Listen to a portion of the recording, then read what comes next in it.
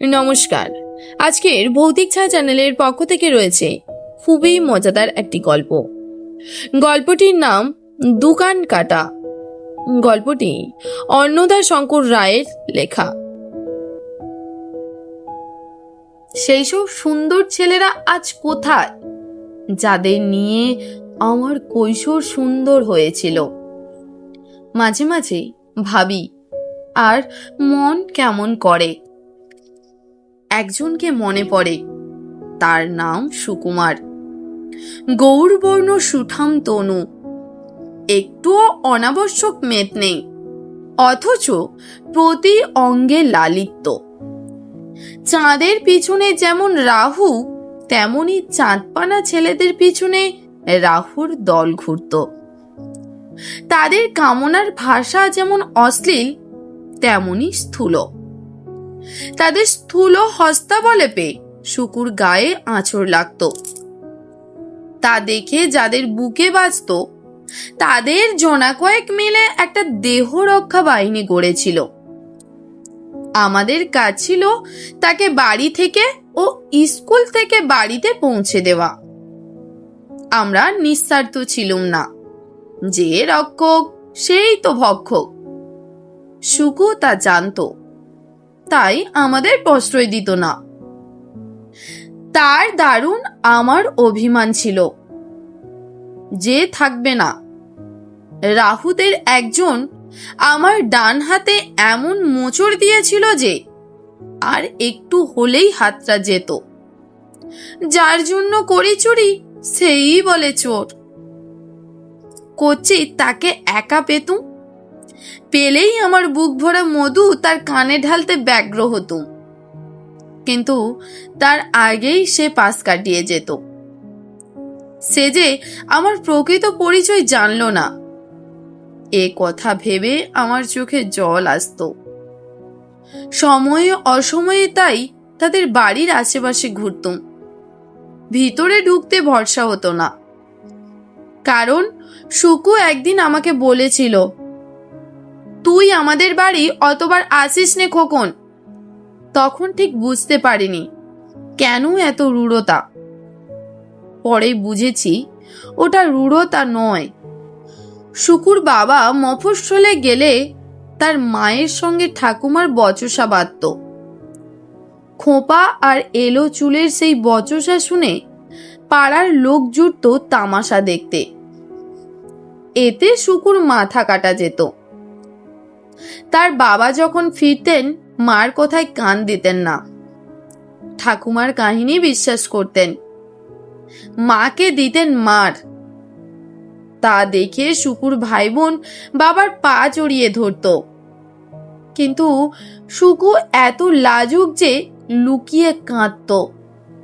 প্রতিদিন মা ঘোষণা করতেন, তিনি বাপের বাড়ি যাচ্ছেন। বাক্স বিছানা নিয়ে সত্যি সত্যি বাইরের বারান্দায় দাঁড়াতেন।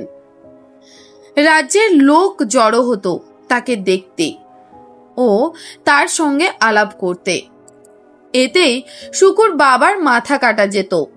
সুকুরও। চাকর এসে বলতো, মা একখানাও ঘোড়ার গাড়ি পাওয়া গেল না। তা শুনে ঝি বলতো, আর একটা দিন থেকে যাও মা। সেদিনকারের মতো মা যাওয়া মুলতুবি রাখতেন। প্রতি মাসে এই একই ব্যাপার।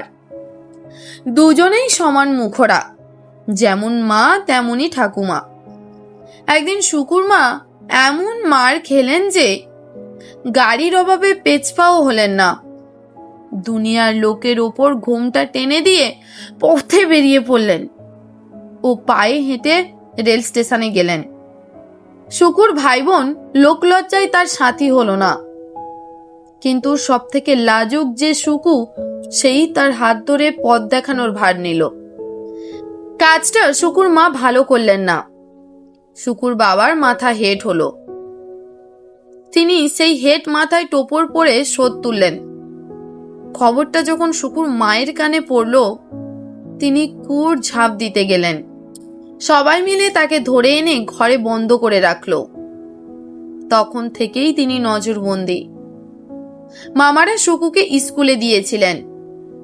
কিন্তু সে স্কুলে যাওয়ার নাম করে সেই যে বেরোতো, ফিরতো রাত করে। কেউ তাকে বকতে সাহস করতো না, পাছে সে আত্মঘাতী হয়। শিবপুর হাটের 3 দিকে নদী, যেদিকে দু চোখ যায় সেদিকে গেলে প্রায়ই নদীর ধারে পা আটকে যায়। শুকু পা ছড়িয়ে বসে, গা ঢেলে দেয়। কত নৌকো স্রোতের মুখে ভাসছে, উজান বেয়ে আসছে। কোনোটাতে চালের বস্তা, কোনোটাতে নতুন হাঁড়ি কলসি, কোনোটাতে ঝুনো নারকেল। ছইয়ের 4 কোণে মাকাল ফল দুলছে, ছইয়ের ভিতর ডাবা হুঁকো ঝুলছে। নৌকোর গায়ে কত রকম নকশা, নকশার কত রকম রং, নৌকো কত রকম। জেলেদের ডিঙি, 12 মেসেদের নাও, গয়নার বোট, আরো কত কি। বাংলার প্রাণ নদী, নদীর প্রাণ নৌকো, নৌকোর প্রাণ মাঝি, মাঝির প্রাণ গ্রান। শুকু এক মনে গান শোনে আর গুনগুন করে সুর সাধে। এতেই তার শান্তি, এই তার সান্ত্বনা। একদিন মেলা লোক যাচ্ছিল মেলা দেখতে, রঘুনাথপুরে রাম নবমীর মেলা। তা বলে শুধু রামায়ত বৈষ্ণবরা নয়, নিমায়িত বৈষ্ণবরাও আসে। নানা দিক দেশ থেকে জমায়েত হয়, আউল বাউল 10 বেশরাও। একদল কীর্তনিয়া গান করতে যাচ্ছে দেখে শুকুও তাদের নৌকায় উঠে বসলো। মেলায় গিয়ে সে দল ছাড়া হলো না। সে যদি বা ছাড়তে চায়, দলের লোক ছাড়ে না। তারা একটা গাছতলা দেখে আস্তানা গাড়ল, সেখানে জোল কেটে বড় বড় হাঁড়ি চাপিয়ে দিল। কুটনো কুটতে বসলো দলের মেয়ে ছেলেরা। বলতে ভুলে গেছি, দলের কর্তা তিনি পুরুষ নন, নারী। তার নাম হরিদাসী। হরিদাসী নাম শুনে শুকু ধরে নিয়েছিল হিন্দু। আপনারাও সে ভুল করতে পারেন, তাই বলে রাখছি তিনি মুসলমান দরবেশ। তার দলের পুরুষদের নাম শুনে মালুম হয় না মুসলমান না হিন্দু। ঈশব শাহ আছে, আবার মনু শাহ আছে। শুকু ধরে নিয়েছিল ওরা সকলেই হিন্দু, তাই আহার সম্বন্ধে দুবার ভাবেনি। কেবল পানের সময় পানি কথাটা শুনে একটু খটকা বেঁধেছিল। হরিদাসীরা মৌজ ধরে রাঁধে বাড়ে খায় আর গান করে। শুকুও তাদের শরিক। তার গান শুনে হরিদাসী তাকে কাছে ডেকে নিয়ে বললেন, তোর হবে।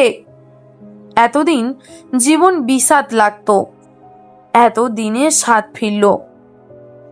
শুকুর চোখে পৃথিবীর রূপ গেল বদলে। যেদিক তাকায় সেদিকে রূপের ছায়র। কানে ঢেউ তোলে হরিদাসীর কণ্ঠধ্বনি। এমন ভাবে নদীতে সই ডুব দিলাম না, আমি নামি নামি মনে করি মরণ ভয়ে নামলাম না। মেলা ভাঙল, শুকুরও ভয় ভাঙল। মামারা যদি তাড়িয়েই দেন, তবে তার আশ্রয়ের অভাব হবে না। তখনও সে জানতো না যে ওরা মুসলমান। জানলো শিবপুর হাটে অন্যের মুখে। তখন তার আরো একটা ভয় ভাঙল, জাতের ভয়। সে মনে মনে বলল, আমার জাত যখন গেছে তখন দুঃখ করে কি হবে? যার জাত নেই তার সব জাতই সজাত। ওরা আমার আপনার লোক, আমিও ওদের। অনুমতি না নিয়েই মেলায় যাওয়া, সেখানে মুসলমানের ভাত খাওয়া, এসব অপরাধের মার্জনা নেই। মামারা মারলেন না, বকলেন না, কিন্তু থালা বাসন আলাদা করে দিলেন। সেসব মাজতে হলো শুকুকেই। তাতে তার আপত্তি ছিল না, বরং দেখা গেল তাতেই তার উৎসাহ। মামিমাদের কাছ থেকে সিধা চেয়ে নিয়ে সে নিজেই শুরু করে দিল রাঁধতে। কলা পাতা কেটে নিয়ে এসে উঠোনের এক কোণে খেতে বসে। কেউ কাছে গেলে সব বিনয়ে বলে, ছুঁয়ো না, ছুঁয়ো না, জাত যাবে। তার দশা দেখে তার মা দুবেলা কাঁদেন। একটা প্রায়শ্চিত্তের ব্যবস্থা না করলেই নয়। মামারা স্বীকার করলেন। তা শুনে সুকু বেঁকে বসলো। বলল, মুসলমানের ভাত কারো কতবার খেতে হবে? কবার প্রায়শ্চিত্ত করব? গোবর কি এত মিষ্টি যে বারবার খেতে হবে? মামা বাড়ি থেকে চিঠি গেল বাবার কাছে। ইতিমধ্যে সৎমার হয়েছিল যক্ষা। তাকে নিয়ে ঘর সংসার অসম্ভব হয়ে উঠেছিল। শুকুর বাবা একটা ছল খুঁজছিলেন শুকুর মাকে ফিরিয়ে আনবার। চিঠি পেয়ে আপনি হাজির হলেন। শুকুকে কোলে টেনে নিয়ে বললেন, চল আমার সঙ্গে। স্ত্রীকে বললেন, যা হবার তা হয়ে গেছে, আর তোমাকে ছেড়ে থাকতে পারিনে, এসো আমার সঙ্গে। আবার শুকুদের বাড়িতে আনন্দের হাট বসলো। আমরা তার পুরনো বন্ধুরা তাদের ওখানে দিন রাত আসর জমালুম। এবার সে আমাদের বারণ করে না, করলেও আমরা মানতুম না। এ বলেই আমার শুকু, ও বলেই আমার শুকু। শুকু যেন প্রত্যেকেরই একান্ত আপন। ওর বাবা যদি ওকে স্কুলে ভর্তি না করে দিতেন, আমরা রোজ রোজ স্কুলে কামাই করে বিপদে পড়তুম। শিবপুর হাটের সেই যে অভ্যাস, শুকু সে অভ্যাস কাটিয়ে উঠতে পারল না। কখন এক সময় ক্লাস থেকে পালায়, আবার চেয়ে দেখি সে নেই। আমাদের মহকুমা শহরে নদী আছে নিশ্চয়, কিন্তু নদীর ধারে ঘনবসতি। শুকুর তাতে অরুচি। সে যায় আউল দরবেশ বৈষ্ণবের সন্ধানে। ফকির দেখলেই সঙ্গ নেয়, তাদের সঙ্গে ঘুরে ফিরে সন্ধ্যার পরে বাড়ি ফিরে আসে। আমরা ততক্ষণ তার জন্যে ভেবে আকুল। তার খোঁজ নিতে এক একজন এক এক দিকে বেরোয়, পেলেও তাকে ডেকে সাড়া মেলে না। আমরা যেন তার আপনার লোক নই। যত রাজ্যের ফেরার আসামি ভেগ নিয়েছে বলে ওরাই হয়েছে তার আপনার। শুকু যে ওদের মধ্যে কি মধু পায় আমরা তা বুঝি নে। যত সব সিরেল চোর আর জাহাবাজ চোরনি গৃহস্থের বাড়ি গান গেয়ে বেড়ায়, কার কি সম্পত্তি আছে সেই খবরটি জানতে। তারপরে একদিন নিশীথ রাতে গৃহস্থের সর্বস্ব চুরি যায়। শুকুকে আমরা সাবধান করে দিই, যে কোনোদিন চোর বলে সন্দেহ করে পুলিশ তার হাতে হাতকড়ি পরাবে। সে বলে সন্দেহ মিটলে খুলেও দেবে। আমরা বলি, কিন্তু কলঙ্ক তো ঘুচবে না, মুখ দেখাবি কি করে? সে বলে, ওরা যেমন করে দেখায়।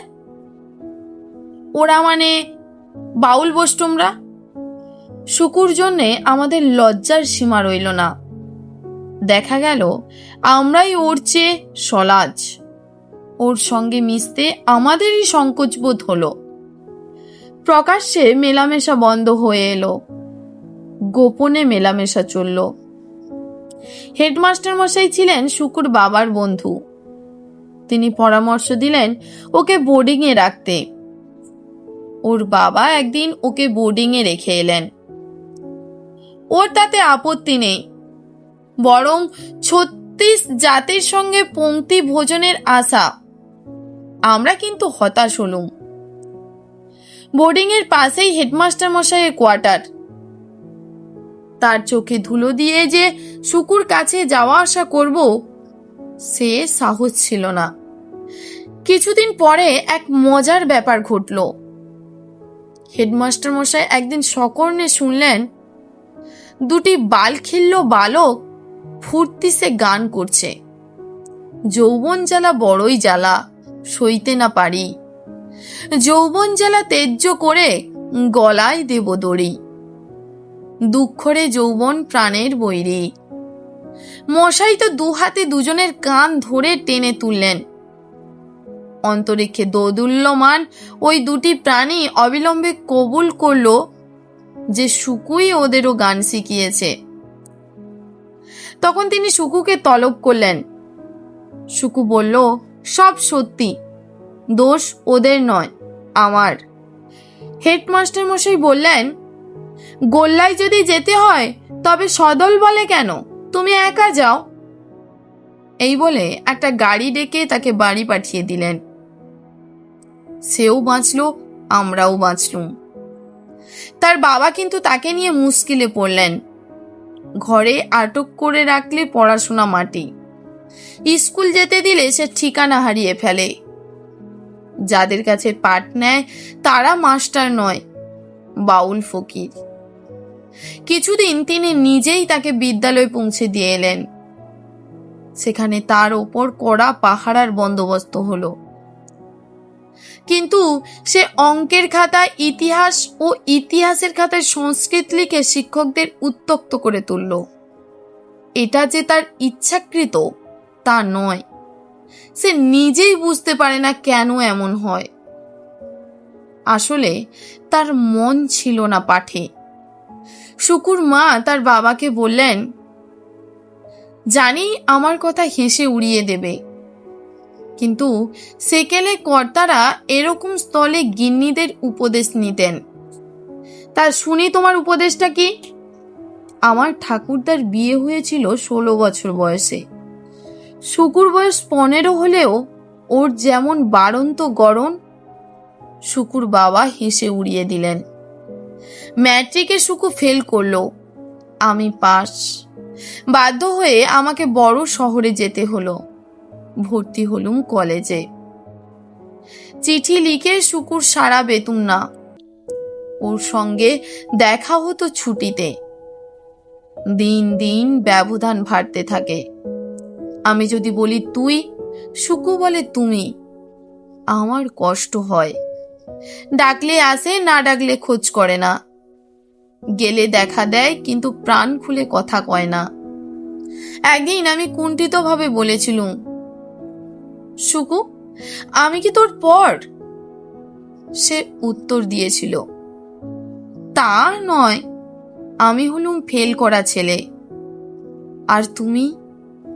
আমি তার মুখ থেকে কথা কেড়ে নিয়ে বলেছিলুম, তোর জন্যে আমার সব সময় দুঃখ হয়, কিন্তু আমি তো মনে করি আমার মতো সুখী আর কেউ নেই।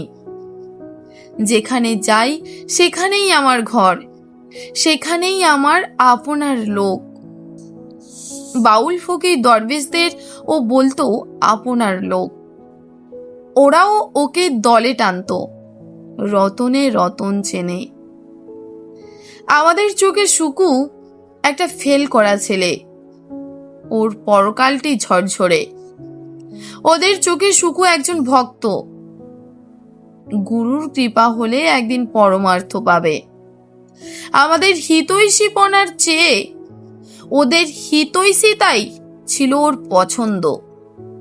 হাজার হলেও আমি ওর পুরনো বন্ধু, বোধহয় তার চেয়েও বেশি। সুকু সেটা জানতো, তাই আমাকে যত কথা বলতো আর কাউকেই তত নয়। তাকে দিয়ে কথা বলানো একটা তপস্যা।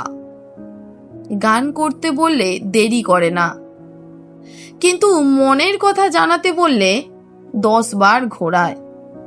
সুকু নিজেকে সকলের চেয়ে সুখী বলে দাবি করলেও আমার অগোচরে ছিল না যে ওর ভিতরে আগুন জ্বলছে, আর সে আগুনে ও পুড়ে খাক হচ্ছে। কাকে যে ভালোবেসেছে, কে যে সেই ভাগ্যবতী, তা আমাকে জানতে দিত না। আমি অবশ্য অনুমান করতুম, কিন্তু পরে বুঝেছিলাম সে সব অনুমান ভুল। নায়িকা সাধনা বলে ওদের একটা সাধনা আছে। সুকু নিয়েছিল ওই সাধনা। প্রত্যেক নারীর মধ্যে রাধা শক্তি সুপ্ত রয়েছে। সেই শক্তি যখন জাগবে তখন প্রতি নারী রাধা। যে কোনো নারীকে অবলম্বন করে রাধা তত্ত্বে পৌঁছানো যায়, কিন্তু সে নারীর সম্মতি পাওয়া চাই। সুকু একজনের সম্মতি পেয়েছে, এইখানেই তার গর্ব। এই জন্যই সে বলে তার মতো সুখী আর কেউ নয়, অথচ তার মতো দুঃখীও আর কেউ নয়। ভদ্রলোকের ছেলে ছোট লোকদের সঙ্গে খায় দায়, গায় বাজায়, শোয়া বসা করে। ওকে নৌকা বাইতে, গরুর গাড়ি চালাতে, ঘর ছাইতে দেখা গেছে। ওর বাবা সম্মানীয় ব্যক্তি, তার মাথা হেট। তিনি কিছু বলতে পারেন না এই ভেবে যে ইতিমধ্যে তার ছোট বউ মরেছেন। ছেলেকে শাসন করলে যদি বড় বউ আবার বাপের বাড়ি চলে যান, তবে আর একবার টোপর পড়ার মতো বয়স নেই। মুখে বললেন ওটাকে ত্যায্যপূর্ত করতে হবে দেখছি, কিন্তু ভালো করেই জানেন যে সুকু তার সম্পত্তির জন্য লালায়িত নয়। সুকুর মা ওকে বকেন, কিন্তু বকলে সুকু বাইরে রাত কাটায়, তখন তিনিই ওকে আনতে পাঠান। মজনু ফকির ওর গুরু। গুরুর উক্তি ও সুকুর প্রত্যুক্তি কতকটা এই রকম: বাবা, কাঁদতে জনম গেল, যদি সুখের পিত্তে পুষে থাকো তবে আমার লগে আইসো না, আমি তোমার সুখের নাগাল দিতে লাড়ব। আমি চোখের জলে মানুষ হয়েছি, কাঁদতে কি ডরাই? সারা জনম কাঁদতে রাজি আছো? আছি। আমায় দুষবে না? না হুজুর। তবে তুমি সুখের সন্ধান ছেড়ে রাধার সন্ধানে যাও। সে যদি সুখ দেয় নিও, যদি দুঃখ দেয় নিও, কিছুতেই না বলো না। তার ছলা কলার অন্ত নেই। তেই তোমায় বলি, কাঁদতে জনম গেল রে মোর, কাঁদতে জনম গেল। সুকু সেই যে ফেল করলো, তারপরে আর পরীক্ষা দিল না। তার পড়াশোনা সেইখানেই সাঙ্গ হলো, কিন্তু তা সত্ত্বেও তাকে পরীক্ষা দিতে হলো। সে পরীক্ষা মাত্র একজনের কাছে, সে একজন তার নায়িকা। তার গুরুই তাদের পরিচয় ঘটিয়ে দেন। এইটুকু আমি জানি, এর বেশি জানি নে। আর যা জানি তা লোকমুখে শোনা, লোকের কথা আমি বিশ্বাস করি নে। যদিও ল্যাটিন ভাষায় প্রবাদ আছে, লোকের কথাই ভগবানের কথা। একবার ছুটিতে বাড়ি এসে শুনি সুকু নিরুদ্দেশ। লোকে বলা বলি করছে সারি বৈষ্ণবী ওকে ভুলিয়েই নিয়ে গেছে। মেয়েটি নাকি প্রথমে ছিল মোদকদের বউ, অল্প বয়সে বিধবা হয়, পরে এক বৈষ্ণবীর সঙ্গে বৃন্দাবনে যায়। সেখানে বেশ কিছুকাল থেকে চালাক চতুর হয়। বৈষ্ণবটি কৃষ্ণপ্রাপ্তি হলে দেশে ফিরে সারি তার বিষয়ভারী ভোগ দখল করে। তারপর থেকে সুন্দর ছেলে দেখলেই সে ভুলিয়ে নিয়ে যায়, সর্বনাশ করে ছেড়ে দেয়। গুণের মধ্যে সে গাইতে পারে অসাধারণ, গান দিয়েই প্রাণ মজায়। ছেলেদের অভিভাবকেরা অবশেষে হাকিমের কাছে দরখাস্ত করেন। তখন জায়গা জমি বিক্রি করে বৈষ্ণবী একদিন নিখোঁজ হয়, তার সঙ্গে সুকুও। সুকুর বাবা থানা পুলিশ করেন, কাগজে বিজ্ঞাপন দেন, কিছুতেই কিছু হয় না। তার মা কাতর হয়ে পড়েন। সুকুর বাবা বললেন, খোকন, তুমি তো পাস করলে, জলপানি পেলে, আমার ছেলেটি কেন অমন উচ্ছনে গেল? ছিছি, একটা নষ্ট মেয়ে মানুষের। তিনি মাথা হেট করলেন, রুমালে চোখ মুছলেন। সুকুর মা বললেন, যে ছেলে মার সঙ্গে বনবাসী হয় সে কি তেমন ছেলে? আমার মন বলে সুকু আমার কোনো কুকাজ করেনি, ওর সবটাই কিন্তু আমাকে বলে গেল না। আর কি ফিরবে? পরবর্তীকালে সুকুর মুখে প্রকৃত বিবরণ শুনেছি। সব মনে নেই, যেটুকু মনে আছে লিখছি। সুকু, এ লেখা যদি কোনোদিন তোমার চোখে পড়ে, যদি এতে কোনো ভুলচুক থাকে, তবে মাপ করো। ওর নাম সারি, তাই ও সুকুকে সুখ বলে ডাকত। সুখ দেখতে সুন্দর, সারি তেমন নয়, কিন্তু সারি রসের ঝাড়ি, সুখ শুকনো কাঠ। বৃন্দাবনে থাকতে সারি হিন্দি বলতে শিখেছিল। যাত্রীদের সঙ্গে মিশে 2-4টে ইংরেজি বুক নিয়েও। হিন্দি ও বাংলা গান যখন সেটা শুনতো, তখন সেটা কণ্ঠস্বাদ করত। এমন একটি গায়িকা নায়িকা পেয়ে সুকু ধন্য হয়েছিল। সারি ও সুখের মতো দুজন দুজনের ঠোঁটে ঠোঁট রেখে গানের সুধা পান করত। সুকুও জানতো কত বাউল ফকিরের গান, সারিকে শোনাতো। সুকুর মতো আরো অনেকে আসতো সারির কাছে। তারাও আশা করত সারি তাদের আদর করবে। করত আদর, কিন্তু সে আদর নিতান্তই মৌখিক। রসের কথা বলে সারি তাদের ভোলাতো। যাকে বলে সর্বনাশ, সেটা অতিরঞ্জিত। এমনকি সুকুর বেলাও সারির নামে যারা নালিশ করেছিল, তাদেরও লোভ ছিল জমিখানার উপরে। কারো কারো লালসা ছিল নারীর প্রতিও। হতাশ লোলুপের দল অভিভাবকদের সামনে রেখে হাকিমের এজলাসে দাঁড়ায়। তখন সারিকে সম্পত্তির মায়া কাটিয়ে শহর ছেড়ে যেতে হয়। সুকুর মতো আর যারা আসতো, তারা সেই দুর্দিনে তার সহায় হলো না, যে যার পথ দেখল। কিন্তু সুকু তাকে ছাড়ল না। হাতে হাত রেখে বলল, একদিন মায়ের সঙ্গে গেছিলুম, আজ তোর সঙ্গে যাব। সারি বলল, আমি কি তোর মা?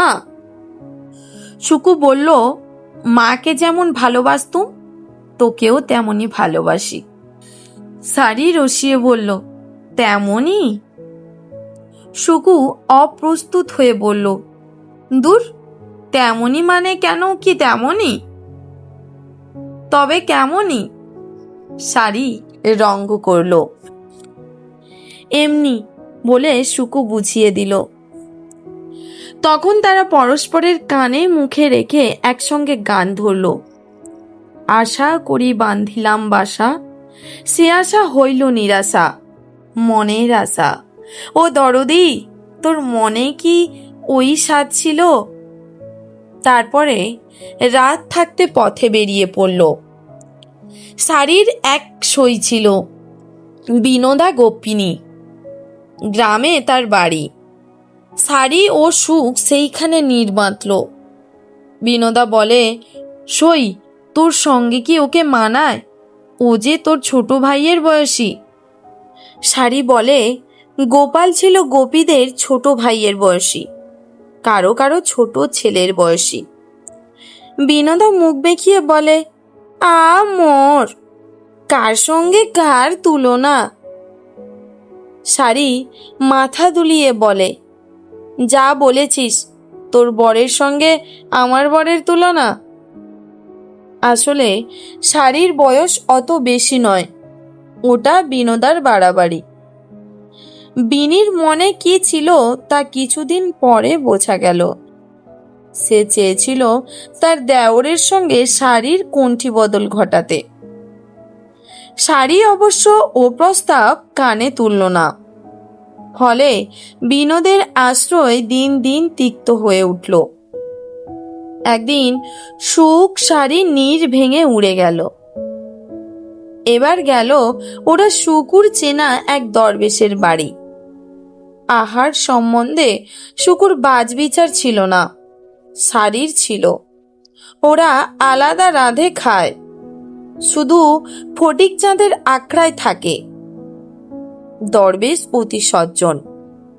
তার ওখানে যারা আসে তারাও লোক ভালো। কি জানি কেন সারির সন্দেহ জাগলো। সুকু তাদের একটি মেয়ের প্রীতিমুগ্ধ। সুকু সুপুরুষ বলে শাড়ি তাকে সযত্নে পাহারা দিত। অন্য মেয়ের সঙ্গে কথা কইতে দেখলে চোখা চোখা বান হানত। তখন সুকুই অনুনয় করল, চলো আমরা এখান থেকে যাই। শাড়ি অভিমানের সুরে বলল, কেন, আমি কি যেতে বলেছি? না, তুই বলবি কেন, আমিই বলেছি। এক জায়গায় বেশি দিন থাকলে টান পড়ে যায়, সেটা কি ভালো?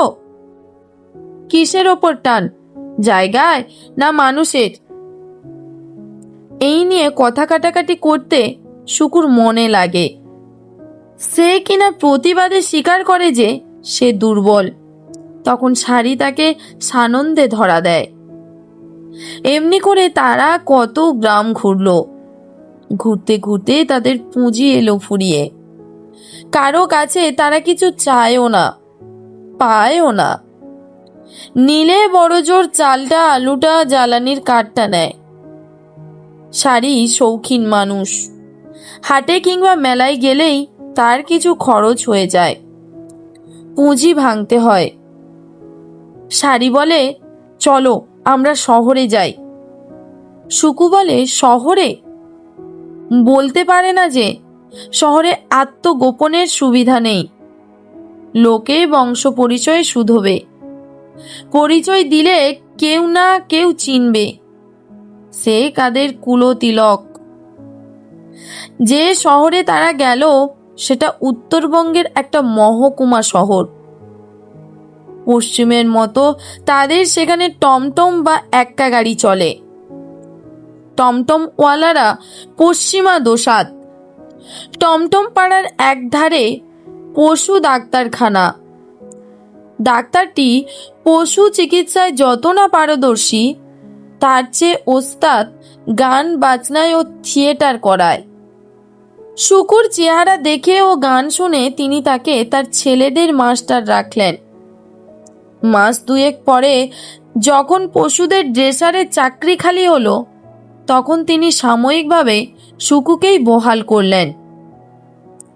শুকুর সারাদিন কাজ হলো টমটমের ঘোড়া, চাষিদের গরু ও বাবুদের কুকুরের ক্ষত পরিষ্কার করে ওষুধ লাগানো ও ব্যান্ডেজ বাঁধা। বেচারিদের করুণ চিৎকারে তার কান ঝালাপালা, প্রাণ পালাই পালাই করে। কিন্তু পালাবে কোথায়? সে যা রোজগার করে তাই দিয়ে সারি সংসার চালায়। মাঝে মাঝে গৃহস্থের বাড়ি গান গেয়ে সারিও কিছু কিছু পায়, তা নিয়ে কেনা হয় শখের জিনিস। বেশ চলছিল। কিন্তু হঠাৎ একদিন ডাক্তারবাবুর বদলির হুকুম এলো। তার ইচ্ছে ছিল শুকুকে সঙ্গে নিতে, কিন্তু শুকু তো একা নয়। অগত্যা শুকুর যাওয়া হলো না। তার জায়গায় যিনি এলেন তিনি গান বাজনার জম। শুকুর কাছে কাজ আদায় করতে গিয়ে তিনি দেখলেন সে আনাড়ি। তার একটি শালা বেকার বসেছিল। সুতরাং এক কথায় শুকুর চাকরি গেল। ইতিমধ্যে টমটমওয়ালাদের সঙ্গে তার ভাব হয়েছিল। তারা তার জন্যে দল বেঁধে দরবার করল। তাতেও কোনো ফল হলো না। কারণ শুকুর না ছিল যোগ্যতা, না ছিল অভিজ্ঞতা, না মুরুবিবর জোর। যা ছিল তার দুর্নাম। তখন টমটমওয়ালারা বলল, আমরাই চাঁদা করে তোমাকে খাওয়াবো, তুমি আমাদের গান গেয়ে শোনাবে। একদিন দেখা গেল শুকু টমটম পাড়ার সভা গায়ক হয়েছে। তার সভাসদ হাড়ি, ডোম, মুচি, দোসা, জেলে, মালি প্রভৃতি ইংরেজি শিক্ষায় বঞ্চিত জনগণ। শুকু শুধু গান গায় না, গান ধরিয়ে দেয়। ৩৬ জাতের ঐকতান সঙ্গীতে পল্লী মুখর হয়। জলসা চলে রাত ১টা অবধি। তারপর শুকু বাসায় ফিরে শাড়ির পায়ে সঁপে দেয় আতলা পয়সা, ডবল পয়সা। শুকু তার পরিচয় গোপন করেছিল, ভেবেছিল কেউ তাকে চিনবে না। কিন্তু টমটম পাড়ার সভাকবি হওয়ার পরে সে এত দূর কুখ্যাত হলো যে 30-35 মাইল দূর থেকে তার জন্য নিমন্ত্রণ আসতে লাগলো। এখানে ওখানে নিমন্ত্রণ রক্ষা করতে করতে একদিন সে ধরা পড়ে গেল। খবরটা ক্রমে তার বাবার কানে পৌঁছালো। বাবা এলেন না, কাকা এলেন তাকে নিতে। কাকা এসেই শহরের গণ্যমান্যদের বাড়ি গিয়ে বেড়ালেন ভাইপোর কীর্তি। গণ্যমান্যরা শিউরে উঠলেন।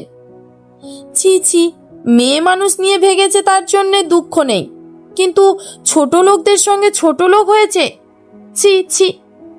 সুকু কাকার কথা শুনল না, ভালো ছেলে হলো না। তিনি অনেক করে বোঝালেন, লোভ দেখালেন, ভয় দেখালেন। যাওয়ার সময় এমন চাল চেলে গেলেন যার দরুন সুকুকে তুষের আগুনে পুড়তে হলো। শাড়ির বড় গয়নার শখ, কিন্তু কোথায় টাকা সে গয়না গড়াবে? খেতেই কুলোয় না। শাড়ি বোঝে সব, কিন্তু থেকে থেকে অবুঝ হয়। সুকু মনে আঘাত পায়, ব্যথার ব্যথি বলে দ্বিগুণ লাগে। গানের প্রলেপ দিয়ে বুকের বেদনা ঢেকে রাখে। দিন কাটে। একদিন টমটমওয়ালাদের সভা থেকে সুকু সকাল সকাল ছুটি পেল। শাড়ি যে তাকে দেখে কত খুশি হবে একথা ভাবতে ভাবতে বাসায় ফিরল। বাসায় ফিরে তার মনে একটু খটকা বাঁধল। সে ঠেলা দিয়ে দেখল ভিতর থেকে দ্বার বন্ধ। ডাকলো, শাড়ি, ও শাড়ি। মিনিট 5-7 ডাকাডাকির পর দ্বার যদি বা খুলল, কোথায় শাড়ি? শাড়ির বদলে কে একজন ঘর থেকে বেরিয়ে এলো এবং ঘোমটায় মুখ ঢেকে হন হন করে চলে গেল। চলনটা মেয়েলি নয় মোটেই। সুকু ভেঙে পড়ল। তার মনে হলো সে মরে যাবে, বাঁচবে না। মরার মতো কতক্ষণ পড়ে থাকলো জানে না। যখন জ্ঞান হলো দেখলো শাড়ি থরথর করে কাঁপছে। কাঁপতে কাঁপতে তার পা ছুতে চেষ্টা করছে, কিন্তু সাহস পাচ্ছে না। সুকু পা সরিয়ে নিয়ে উঠে বসলো। সে একটা রাত। দুজনের একজনেরও চোখে ঘুম নেই, আহারে রুচি নেই, বুকে দুর্জয় রোদন। দুজনেই নিস্তব্ধ নিশ্চল। পরের দিন শাড়ি প্রথম কথা কইল, তাহলে এখন তুমি কি করবে? শাড়ি তাকে এই প্রথম তুমি বলল। সুকু বুঝতে পারল না, জিজ্ঞাসু নেত্রে তাকালো। বাড়ি ফিরে যাবে না এখানে থাকবে? সুকু ভেবে বলল, যেখানে তুমি সেখানেই আমার বাড়ি। কিন্তু দেখলে না আমি যে বেশ্যা। তুমি কে তাই যদি জানি তো সব জানলুম। তুমি কি তা তো জানতে চাইনে। আমি কে? তুমি রাধা। এই উত্তর শুনে শাড়ি স্তম্ভিত হলো। এবার ভেঙে পড়বার পালা তার। সে এমন কান্না কাঁদল যে সুকুর মনে হলো তার সর্বস্ব চুরি গেছে। অথচ তখনও তার গলায় দুলছিল এক ছড়া সোনার হার, সদ্য নির্মিত। কাকার চাল ব্যর্থ হলো, কিন্তু শাড়ির নামে যেসব কথা রটল তা কানে শোনা যায় না। সুকুর পক্ষে মুখ দেখানো দায় হলো, কিন্তু নিরুপায়। টমটম পাড়ার টিটকারি সে গায়ে মাখে না। ছোট লোকের রসিকতা মাথা পেতে নেয়।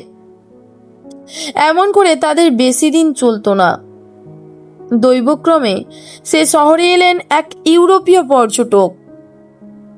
তার সঙ্গে গান রেকর্ড করার যন্ত্র। তিনি ভারতের বিভিন্ন প্রদেশের লোকসঙ্গীত সংগ্রহ করছিলেন। তার সামনে শাড়ি ও সুখ উভয়েরই ডাক পড়ল। শাড়ির গলা তার এত ভালো লাগলো যে তিনি তার 7-8খানি গান রেকর্ড করলেন। তারপর সেসব রেকর্ড কলকাতার বন্ধু মহলে বাজিয়ে শোনালেন। তার বন্ধুদের মধ্যে ছিলেন এক রেকর্ড ব্যবসায়ী। তিনি সরাসরি সারিকে লিখলেন কলকাতায় আসতে। সারি এলো, তার গান নেওয়াও হলো। সেসব গানের আশাতীত আদর হলো। সাহেবের সার্টিফিকেট না হলে এদেশে বাংলা বইও বিক্রি হয় না। সারির বরাতে জুটল সাহেব মহলের সুপারিশ। রেকর্ডের পর রেকর্ড করিয়ে সারি স্বনামধন্য হলো। তখন তাকে বাসে উঠিয়ে আনতে হলো কলকাতায়। বলা বাহুল্য, সুকু রইল সঙ্গে। তার গান কিন্তু কেউ রেকর্ড করতে চায় না, সাহেবের সুপারিশ নেই। তারপরে সারি পড়ল এক ফিল্ম ব্যবসায়ীর সুনজরে। তার রূপের জৌলুস ছিল না, কিন্তু রসের চেকনাই ছিল। ভালো করে মেকআপ করলে তাকে লোভনীয় দেখায়। যারা ফিল্ম দেখতে যায় তারা লোভনকে শোভন বলে ভুল করে।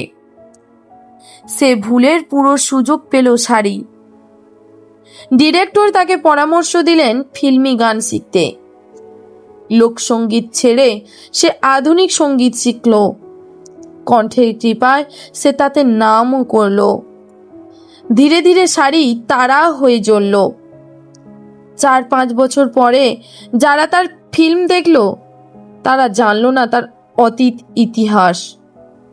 অবশেষে একদিন শুভ লগ্নে সারির বিয়ে হয়ে গেল কলকাতার এক অভিজাত পরিবারে। কেউ আশ্চর্য হলো না, কারণ সারির আয় তখন হাজারের কোঠায়।